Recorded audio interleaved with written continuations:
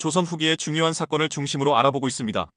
이번이 세 번째, 마지막 편으로 조선 말기의 사건인 대한제국 수립, 러일전쟁, 을사늑약, 헤이그 특사와 고종의 퇴위, 안중근 의사 의거, 국권 피탈을 보도록 하겠습니다. 첫 번째는 1897년 대한제국 수립입니다. 조선은 500년 넘게 이어진 왕조였지만 외세의 침략과 내부 개혁 요구가 겹치면서 흔들리기 시작합니다. 1894년 명성황 후가 일본의 사주를 받은 낭인들에 의해 살해당한 을미사변 이후 고종은 본인도 생명의 위험을 받는다는 판단하에 러시아 공사관으로 아관파천을 감행하게 됩니다. 1년을 고민한 끝에 고종은 1897년 조선이 청나라의 간섭을 받지 않는 자주 독립국임을 선언하며 나라 이름을 대한제국으로 바꾸고 황제에 즉위합니다. 이는 국제 질서에서 독립국가로 인정받기 위한 상징적 선언이었어요. 두 번째는 1904년 러일전쟁입니다. 러시아와 일본은 한반도와 만주를 놓고 충돌하게 되죠. 러시아는 국내 및 다른 지역의 여러가지 문제로 인해 전쟁에 소홀하게 대처할 수밖에 없던 반면 일본은 모든 국력을 쏟아부음으로써 결국 전쟁에서 승리하게 되고 한반도에 대한 지배권을 확보하게 됩니다.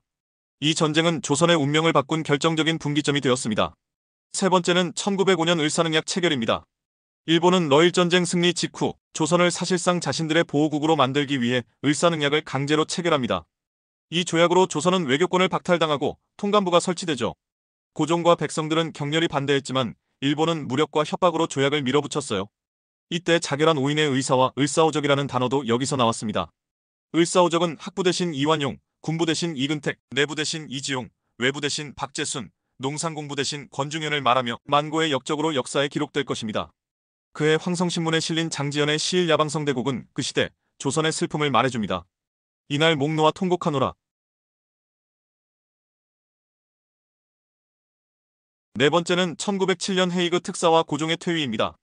대한제국의 고종 황제는 을사늑약이 강제로 체결된 불법 조약임을 세계에 알리기 위해 비밀리에 네덜란드 헤이그에서 열리는 만국평화회의에 이준, 이상설, 이휘종 3명의 특사를 파견합니다. 이들은 국제무대에서 일본의 침략을 고발하려 했지만 이미 일본이 회의 참가를 방해해 입장조차 하지 못했어요. 이 사건이 알려지자 일본은 고종이 국제 여론을 자극했다며 즉각 퇴위를 강요하고 순종을 새 황제로 세웁니다. 이 사건은 대한제국의 외교권 상실은 물론 황제의 권한까지 무너졌다는 역사적 상징이 되었죠.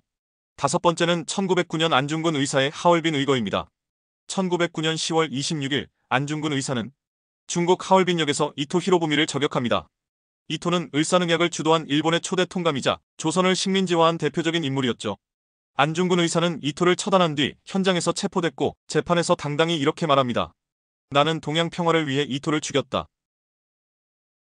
그는 법정에서도 당당했고 옥중에서도 손도장으로 대한독립 의지를 남겼어요.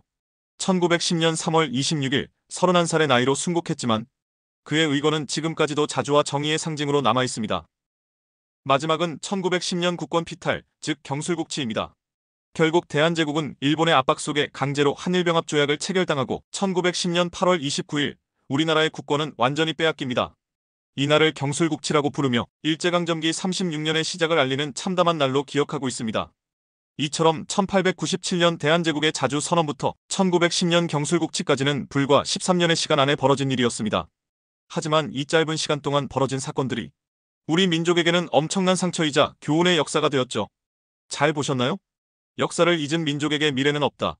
단재 신채호 선생님의 말씀입니다. 다시 한번 역사에 대해 각성하는 시간이 되길 바랍니다. 다음 시리즈를 고민 중이며 진행하면서 공유해드리도록 하겠습니다. 영상을 끝까지 시청해주셔서 감사드립니다.